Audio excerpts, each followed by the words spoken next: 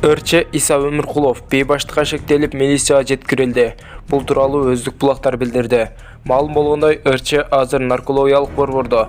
Жалпыга маалымдоо каражаттары Örче борбор калаадагы кафелердин биринде ичип жегенин акчаларын төлөөдөн баш тартканын жазышкан. Ал маалыматтарда Бишкек шаарындагы Кореяна кафесинде кыздар менен олтурган. Башында кыздардын ичип жегендерин толугу менен Örче төлөмөй болгон.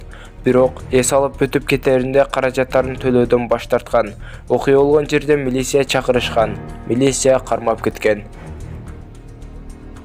Кече 23 ноябрда түндүк электр ААКтын директорлор кеңешинин чечими менен Азамат Кожомкулов башкы директорлук кызматынан өз каалоосу менен бошотулган.